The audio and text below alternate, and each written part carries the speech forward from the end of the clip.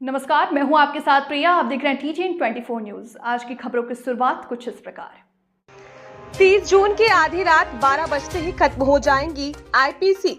1 जुलाई लगते ही देश में लागू हो जाएंगे 3 नए कानून। दुमका पुलिस पीताम्बर सिंह खेरवार पुलिस अधीक्षक दुमका ने प्रेस कॉन्फ्रेंस कर मीडिया के माध्यम से सूचित किया। जनता एवं नागरिकों को ये बताया कि जून को खत्म होने के बाद से ही 1 जुलाई से नए कानून लागू किए जाएंगे। नए कानून लागू होने पर घटनाओं की रिपोर्ट करने के लिए थाने जाने की अब जरूरत नहीं होगी। अगर पीड़ित चाहेगा तो इसकी ऑनलाइन रिपोर्ट भी करवा सकेगा। किसी भी थाने में एफआईआर दर्ज कराई जा सकेगी। गिरफ्तारी होने पर सूचना देना जरूरी होगा। फॉरेंसिक सबूत उठाने और वीडियोग्राफी करानी जरूरी है। देश में 30 जून की आधी रात को जैसे ही 12 बजेंगे वैसे ही आईपीसी के तहत अंग्रेजों द्वारा बनाए गए कानून खत्म हो जाएंगे। 1 जुलाई शुरू होते ही इनकी जगह बने 3 नए आपराधिक कानून लागू हो जाएंगे। पीताम्बर सिंह खेरवार पुलिस अधीक्षक दुमका ने बताया कि पुलिस की तमाम पदाधिकारियों को पहले ही टर्निंग कर तैयार की गई है और नई कानूनों के बारे में जानकारियां उपलब्ध कर चुकी है। कॉन्फ्रेंस में बताया गया कि हमारे इस नई कानून के बारे में मीडिया द्वारा पहले ही जनता एवं नागरिकों को बताया जा रहा है। इसके पश्चात हमें पुलिस विभाग से भी जनता एवं नागरिक को प्रचार प्रसार के माध्यम से अवगत करेंगे। 1 जुलाई से होने वाली भारतीय न्याय संहिता के बारे में दिए गए जानकारी। इनमें भारतीय न्याय संहिता BNS 2023, भारतीय नागरिक सुरक्षा संहिता BNSS 2023 और भारतीय साक्ष्य अधिनियम BSA 2023 लागू हो जाएंगे।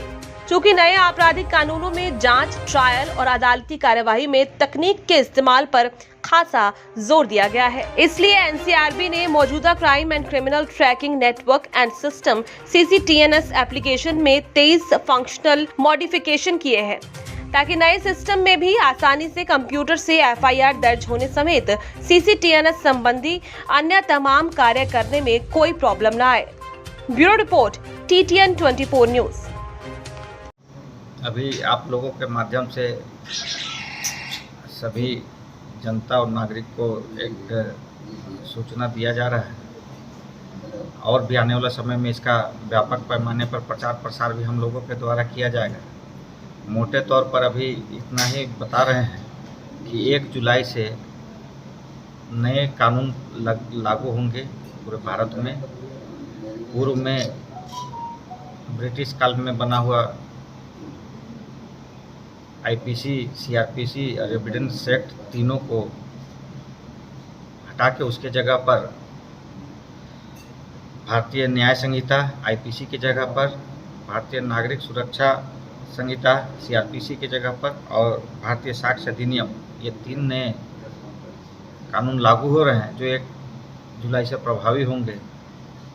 पूर्व में कुछ ऐसे धाराएं थी जिसकी अभी प्रासंगिक नहीं है, वर्तमान परिप्रेक्ष्य में आवश्यक नहीं है, वैसे धाराओं को हटाया गया है और कुछ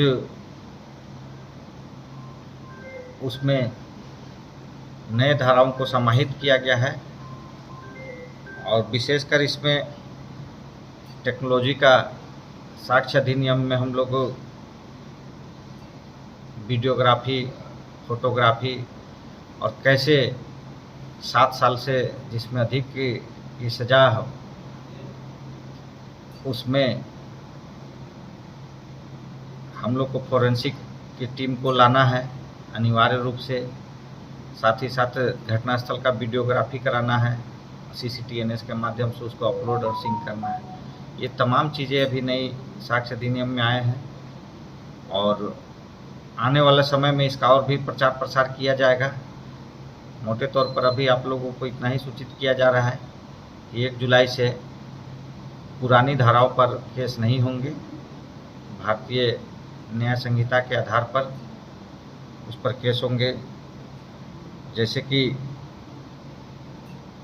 302 का केस हत्या में लगता था, अब वो 103 क्लोज 1 BNSS में भारतीय न्याय संहिता में लगेगी। इसी तरह 376 में बलात्कार का था, वो 64 से लेके 70 के बीच की धाराओं में आएंगी। इस तरह अन्य कई धाराएं हैं जिसका लिस्ट आपको विस्तार से हम लोग अभी दे देंगे और सभी जनता आने वाला समय में इसको समझ जाएंगे।